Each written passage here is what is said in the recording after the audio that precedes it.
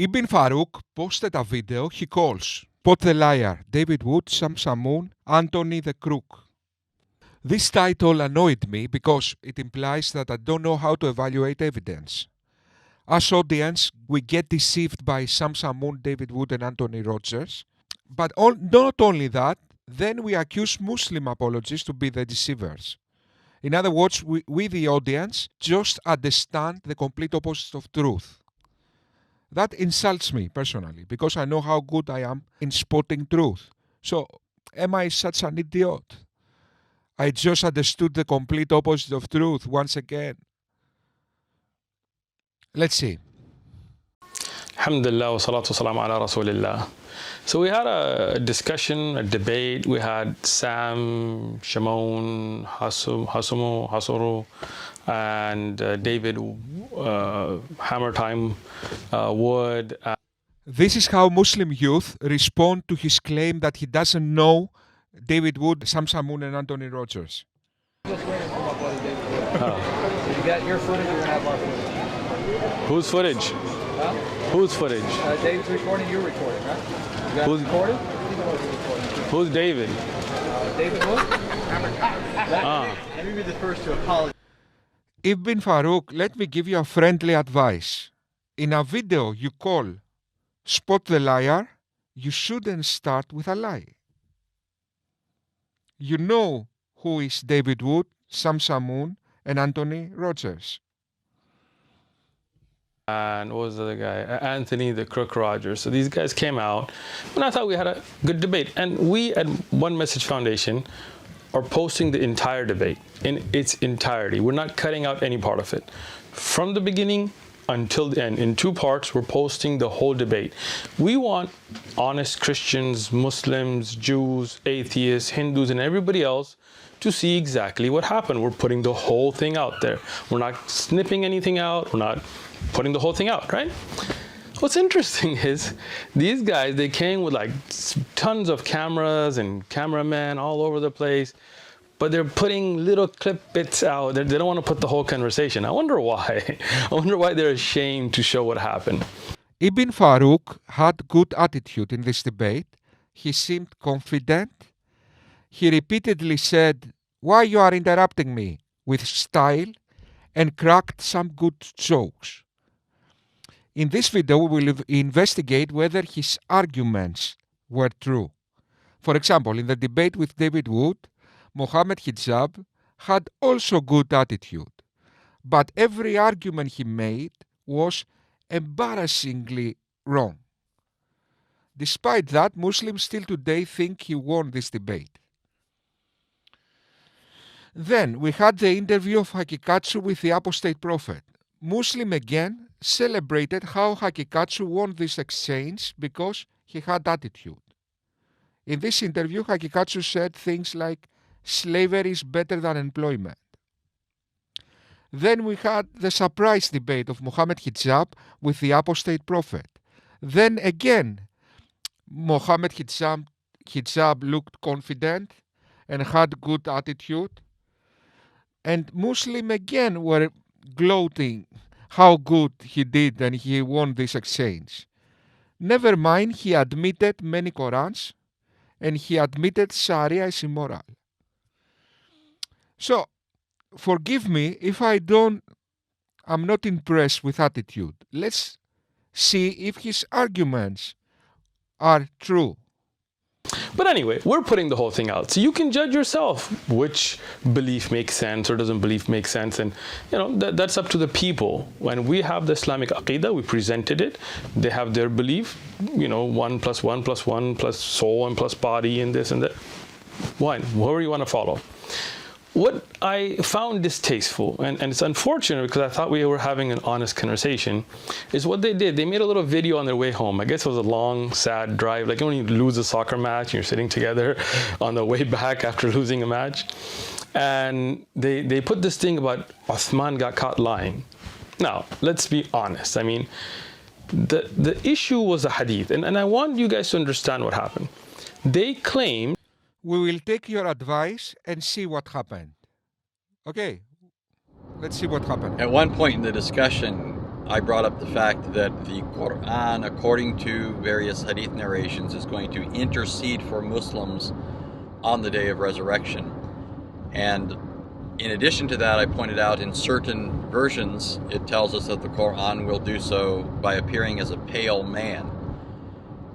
When Uthman asked us to show that to him, I simply mentioned that it's found in Tirmidhi, and he said, where? I found this kind of humorous because every time I hear Muslims cite hadith, they simply say it's in Bukhari, it's in Muslim, it's, so forth. But he wanted us to give him the exact number and so forth. However, David was standing right there next to me, and he pulled up a version of the hadith that's found in Ibn Majah, and I actually hadn't even seen that one before. I was familiar with the one in Tirmidhi.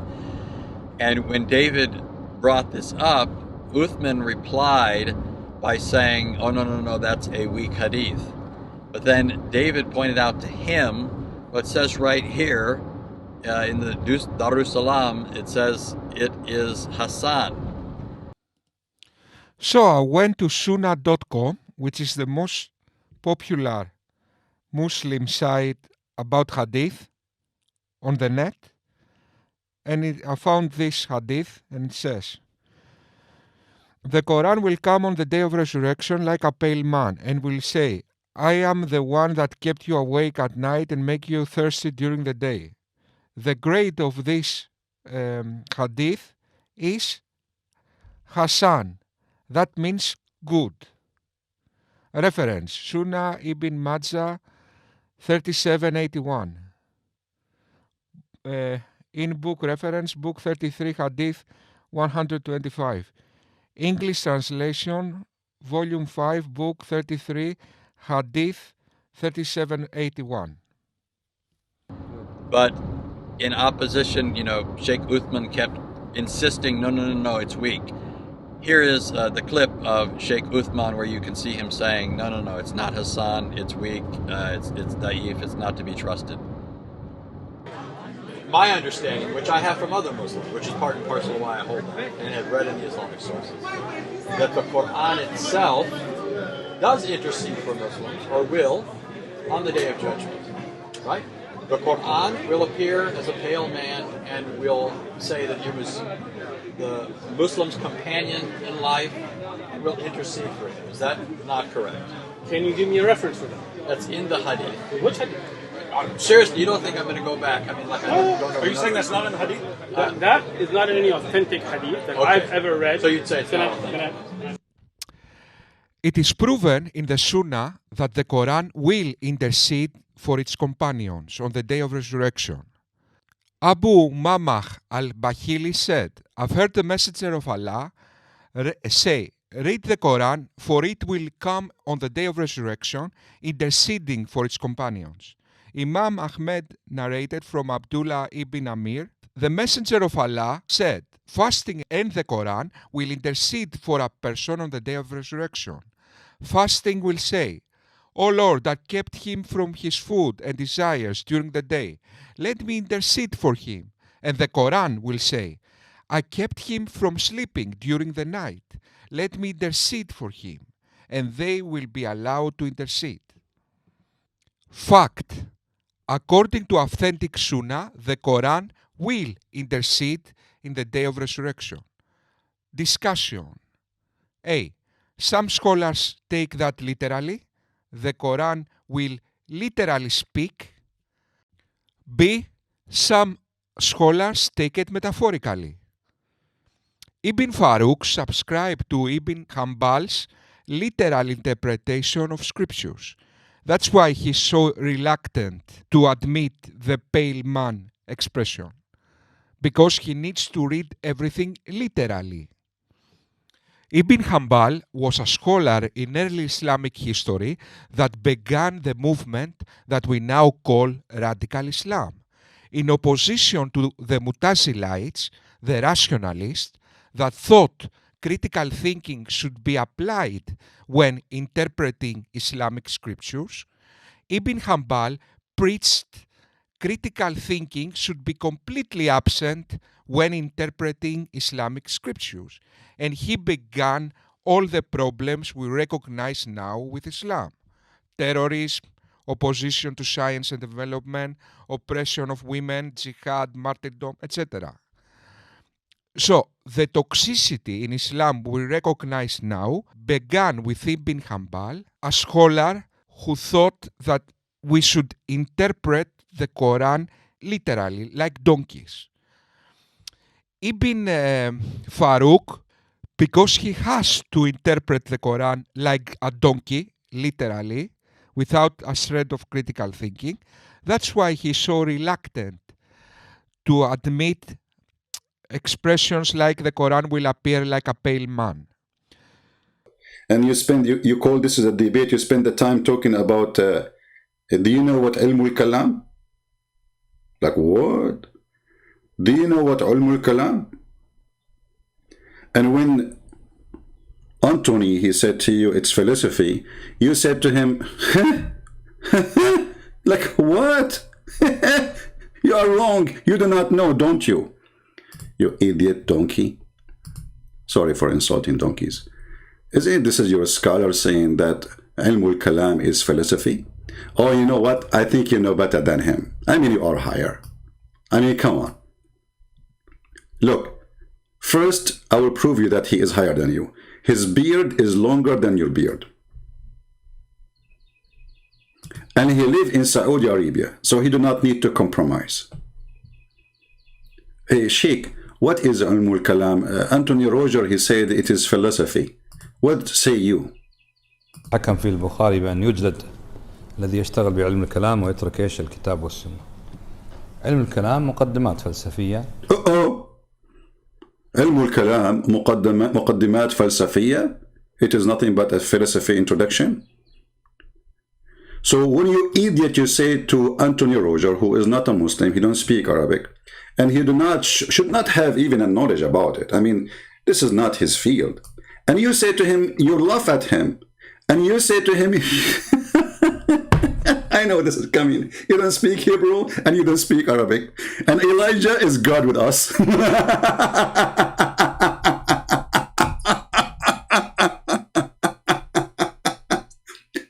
When every Muslim scholar agree that this is why it's called the ilm al-kalam, you idiot, which means the science of using words, philosophy. Stupid idiot. That's the effect. These people literally think the word philosophy is a bad word. Philosophy means philos της σοφίας, friend with wisdom. So these guys think that wisdom is a bad word. Okay, this is the effect of Ibn Hanbal to Islam. Does Ibn Farooq deserves the mockery of Christian Prince? Let us see what he said to Anthony Roger. And you could correct me if that's not your I view. do not believe in ilm al-kalam, so obviously that's not my view. But I'm just using kalam in the sense of theology, like akida. Do you know what kalam is? Yeah. What is kalam? Well, it's philosophy, but No, it's not. but That's falsafa. but it's So you don't know what kalam it's the is. same idea. It is not. Okay, well, go ahead. What is kalam? Go ahead. Listen, Anthony, what is kalam? Because you brought it up, but obviously you don't understand what kalam is. What is kalam? I'm just using it in the sense of people. I understand you're using issues it. of Islamic akida and coming to certain conclusions. I know that your methodology would be Quran and Sunnah. That's how you derived your akida. Anthony, you brought up kalam. I'm just asking you, what is kalam? Ilm al-kalam. What is it? It's not, philosophy is falsafa. So what's ilm al-kalam? They're related concepts. What are Basically theology. It is not. From a Christian perspective, that's how you view it. It's kalam, as you're using it, understanding Islamic aqidah, right? What is kalam? But that's what I'm telling you. You don't know. He's saying that's how he's using it. Okay, I got you. So let me explain it to him now. you go ahead. Anthony, you good? All right. So, philosophy is called falsafa. That's basic philosophy. Kalam is use of certain Greek principles, not philosophy in general, understand? In the use of understanding aqaid, and this is something that was brought on by the Asharis. And that is the clash of civilizations right there. The Western civilization that we now call the human civilization. Okay, the human civilization that is based on critical thinking and ancient Greek philosophy, And on the other hand, we have the Islamic civilization that is based on superstition, revelations, and a literal interpretation of Islamic scriptures.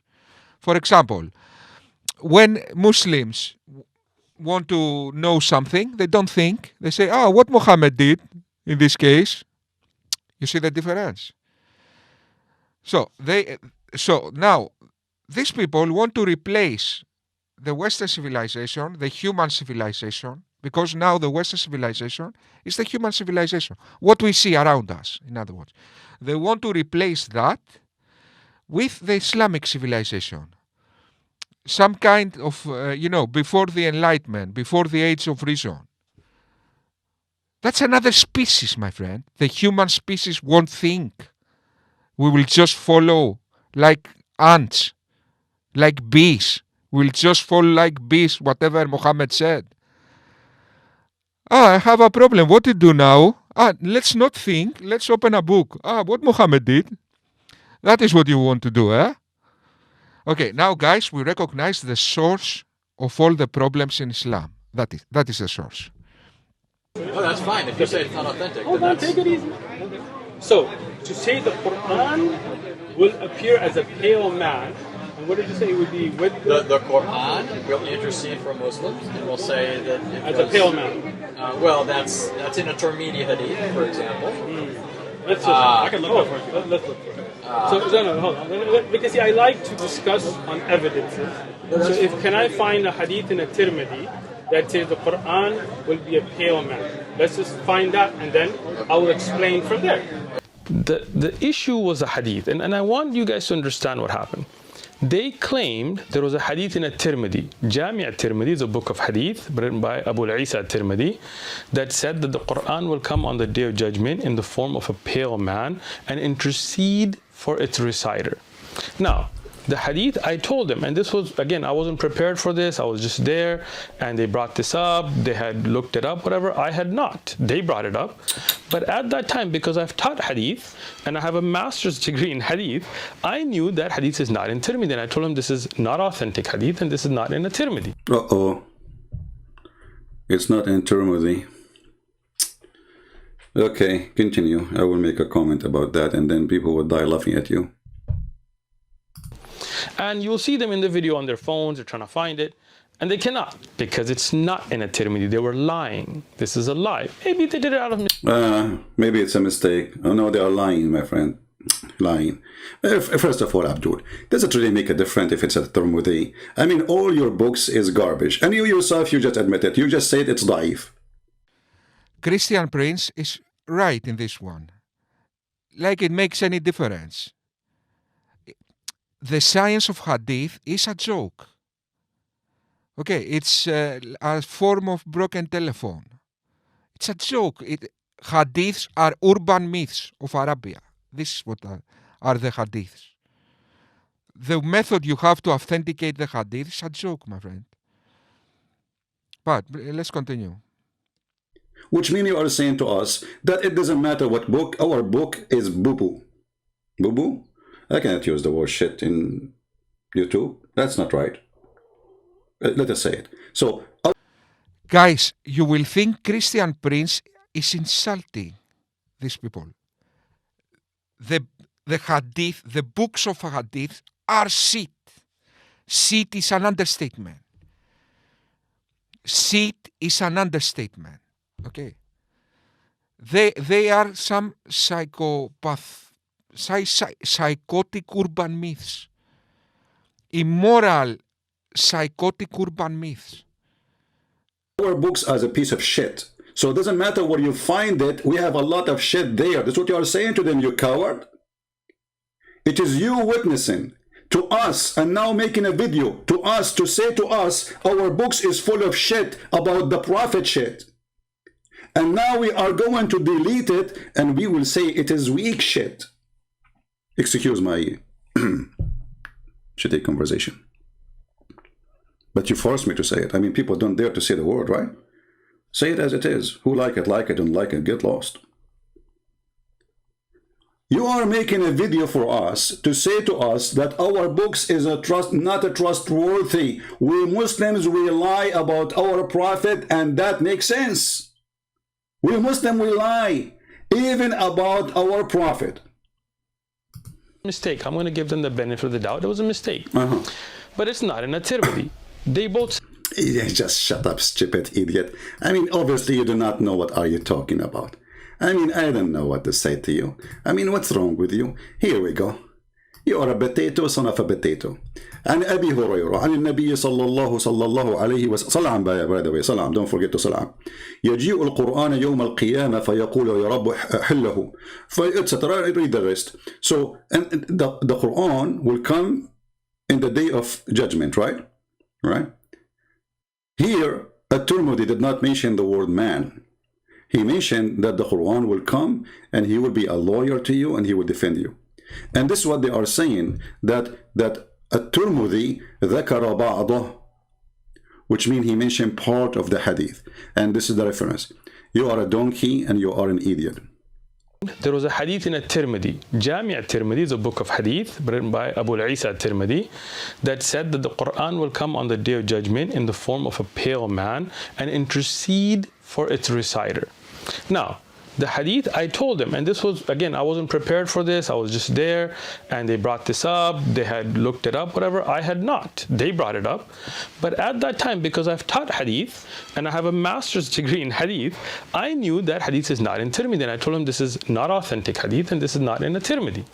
And you'll see them in the video on their phones, they're trying to find it, and they cannot, because it's not in a Tirmidhi, they were lying. They didn't lie, just in Urtumudi, it didn't have the whole hadith. It didn't mention the pale man. That is what happened. But then they gave you another hadith. You lied when you pretended, there isn't any hadith like this. Then you admitted you were lying initially when you said, it's a hadith, it's not authentic. Okay, so first you pretended like there isn't such a pale man. Pale man. No. It's weak. So, why all the pale man? When you knew there is a hadith referring to the Quran as a pale man. This is a lie. Maybe they did it out of mistake. I'm going to give them the benefit of the doubt. It was a mistake. But it's not in a Tirmidhi. They both said it is. Here, you can hear it. That's in a Tirmidhi hadith. That's in a Tirmidhi hadith. I know it's in Tirmidhi, but first. Uthman asked us to show that to him. I simply mentioned that it's found in Tirmidhi, and he said, where? I found this kind of humorous because every time I hear Muslims cite hadith, they simply say it's in Bukhari, it's in Muslim, it's so forth. But he wanted us to give him the exact number and so forth. However, David was standing right there next to me, and he pulled up a version of the hadith that's found in Ibn Majah, and I actually hadn't even seen that one before. I was familiar with the one in Tirmidhi. Now, both of them claimed it was in a Tirmidhi. I'm challenging them. I have a Tirmidhi here, they can get it. Find the hadith that you claim is in a Tirmidhi, and it's not there. So you are not telling the truth. Here, at-Tirmidhi did not mention the word man. He mentioned that the Quran will come and he will be a lawyer to you and he will defend you. And this is what they are saying, that at-Tirmidhi ذكر بعضه, which means he mentioned part of the hadith. And this is the reference. You are a donkey and you are an idiot.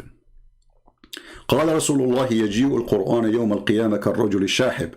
The Prophet of Allah, he said, the Quran, he come to you as a pale man, and the rest of the hadith. And then read with me. Abdul potato قلت عند الترمذي بعضه. Do you see it? The Tirmidhi have part of it. Urtumudi made a reference of the hadith. He just made the reference and he didn't mention the pale man. He said it with his own words and said, I made a reference of the hadith. And he described it with different words. So Urtumudi did mention the hadith. He just made a short reference and said, in this hadith, the Quran will intercede for you, and underline it says, this is a reference to this hadith. Okay. Now, please continue. That's the next is the actual lie, because they gave you another hadith. It's okay. I give them the benefit of the doubt. It's a mistake. But what happens is then they claim that I was lying, or I got caught lying, because I told them that this hadith had da'f. It was weak. Now, this is where I really want their viewers to pay attention. This is their academic standard. They can't claim as if they have this knowledge. Sam thinks he knows Islam, and Anthony and David, they don't know. They're Google scholars. This is the extent of their knowledge, is Googling. That's what they were doing, Googling the hadith. They don't, so you see these books, this is what we study. I have a master's degree in hadith. So what they did, they Googled a random site, and when they found a site that said, they mentioned the hadith, even though they admitted that was in Ibn Majah, they were wrong about it being in a Tirmidhi. They were like, oh, it's Hasan, it's reliable, and you said it's da'if. Not understanding the science. I have a I do takhrij work here, right? I check hadith. Now that hadith that they mentioned from Ibn Majah, you see the video, he says from Ibn Majah. Here it is on your screen. The hadith is in fact da'if. I know because I taught Aqidah and I taught this hadith. Now, here it is in your screen. Look at the coward. What he posted in the screen, he did not post the book of Ibn Majah. Zoom in. Potato, liar, fraud. This is not the book of the hadith. This is a book written by Al-Albani, a guy, he just died a few years ago. It's called Da'if Sunani Ibn Majah. Why you don't show us Ibn Majah book where it says it is Da'if? So what you are trying to say, that someone here wrote a book about the hadith of Ibn Majah in 1995 or 6, and he said that is this hadith is da'if. And look what he showed us in the screen. Da'if. Do you know why he cut it off? Because he is a coward and he is a dummy. He thinks that nobody knows Arabic, and he is going to speak only to David Wood and Sam Shamoun and Anthony Roger. They don't speak Arabic. Where is the rest? Potato. This is what it says in this book, which means even in this book you were not honest and you are a coward. This is the book of Al-Albani, and I'm zooming in so people, they can read it in the screen. And there is more details about this hadith, you cut it off. Why? Because it says, let us see what it says, why I want to talk about it. Let us go there. Coward, potato, dummy.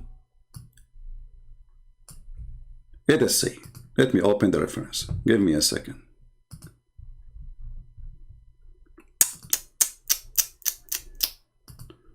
Oh boy. Oh mommy. I want every Muslim who is listening to check the reference we are going to show on the screen. But we will find it. Just wait, give me a minute. Yeah, here we go.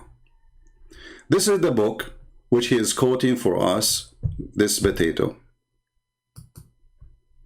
And this is what he quoted for us in the corner.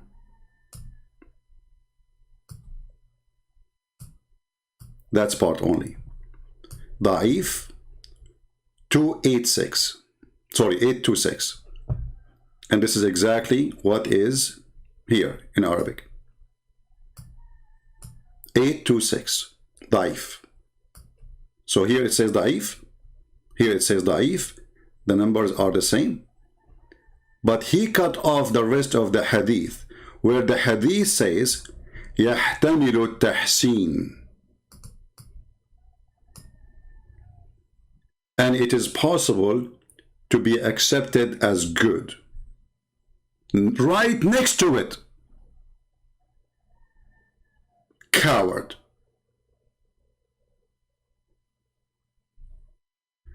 And as long you accepted the book of Al-Albani to prove your point, now you cannot say, I don't accept Al-Albani.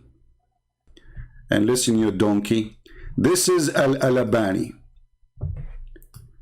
In the book of, the book name, Al-Silsula Sahiha Al-Albani, volume number 7, published not by Dar es Salaam, as you said. And by the way, you stupid idiot, you said to them, this is Dar es Salaam. Dar es Salaam, they publish Al-Albani too. Donkey. They are just a publisher. They are not Dar es Salaam is not a sheikh. He said to them, Dar es Salaam. Dar es Salaam, they are quoting Al-Albani, you idiot. Sometimes they put the name there of the scholar, or sometimes if there's too many scholars, they don't put the names. Read with me. So this is the authentic chain. The book of who? Muhammad Nasiruddin al-Albani, the Zucchini guy. Hadith number 2829. Sahiha. Sahih. Should I shout lower more? What he said about it? يجيء القرآن يوم القيامة كالرجل الشاحب يقول لصاحبه هل تعرفني? The Quran will come in the judgment day as a pale man, and he will say to him, do you know me? So now you, Abdul, as long you agree that the one who can judge between us and you is Al-Albani, who Al-Albani is saying it's a sahih. You want to say to me in different book he says it is weak? Well, if he is a stupid, this is your business. He changed his mind. Ibn Farooq, Christian Prince, change your oils. Change your back. You have a new back. Okay. And you are a liar. Okay. That is elaborated lie. This was not a mistake.